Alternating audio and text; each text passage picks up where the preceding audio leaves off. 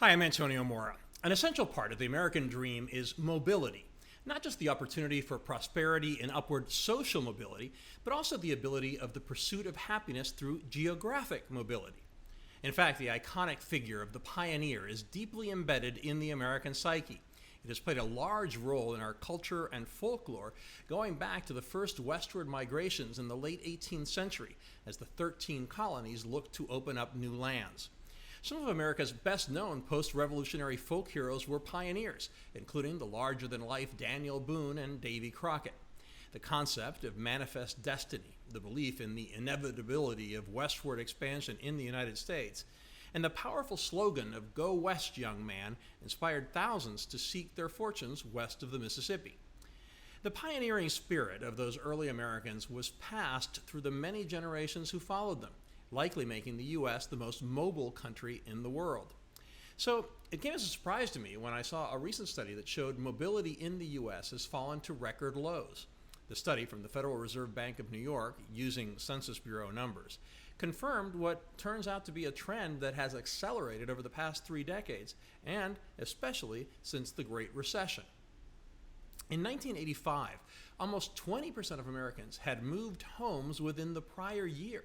In 2018, less than 10% did. The decline is across age, gender, income, and almost all other groups. It's the lowest level since 1948, when the Census Bureau first began tracking mobility. This has all sorts of economic and social consequences, including less economic dynamism, innovation, and productivity, while increasing inequality by limiting opportunities. It's an extraordinary change. The U.S. has traditionally been seen as the most geographically mobile country in the world. A Gallup study from 2013 found that about 1 in 4 U.S. adults reported moving within the country in the past 5 years. Take a look at the map on your screen. It looks at geographic mobility around the world. The darker the color, the more people move. The only countries that have comparable rates to the U.S. are Finland and Norway, and even they are slightly lower. That Gallup study found the average American moves more than 11 times in his or her lifetime. A personal note, I'm helping make that average higher with 18 moves already, and that's without counting 4 long-term hotel stays. Compare that to the average European, who only moves about 4 times. And U.S. mobility isn't just about moving to a new house. During the 80s, 3% of working-age Americans relocated to a different state every year. That percentage, though, was cut in half by 2010. Why the difference with Europe? The U.S. has a much stronger tradition of students leaving home to go to college. The U.S. also has a common language and is a vast country. Other than Russia, Ukraine is Europe's largest nation, and it is smaller than Texas. Other things that encourage mobility are an efficient labor market that allows workers to move to where the jobs are, and U.S. labor laws that, for better or worse, allow for easier hiring, firing, and relocating. Why have Americans become less mobile than they were historically? As often is the case, you can blame baby boomers, because the aging of the U.S. workforce is probably the biggest factor. The older people get, the less likely they are to move. But, as I mentioned, mobility has decreased among all age groups. There are lots of other reasons. More households have 2 incomes now, and it's harder for 2 people to relocate. It's also more difficult to make big income gains by moving than it was in the past.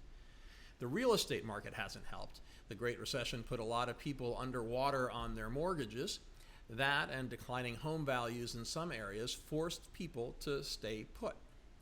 Rising student debt has kept more young people living with their parents, and the disproportionately high rents and home values in urban areas have dashed dreams of moving to the big city. That's especially true of workers without college degrees. Living in big cities has gotten so expensive that 8 of the 10 largest metropolitan areas in the country have fewer people moving in than moving out. Technology is also playing a big role. Telecommuting makes it easier to stay in one place, and internet job searches make it simpler for employers to find workers locally that match up with their needs. One reason I haven't seen mentioned in the studies is the growth in America's population. It's increased by about 50% in the past 4 decades. With a larger and more diverse labor pool nearby, it's less necessary for employers to cast their net outside their immediate area. Finally, and maybe most encouraging, is that we seem to be getting closer to our families. That makes the personal and emotional costs of moving higher. The Federal Reserve Bank of New York study found that the median person would forego 30% of his or her income in order to stay near family. So, as Glinda the Good Witch of the South told Dorothy in The Wizard of Oz, for a growing number of American workers, there's no place like home.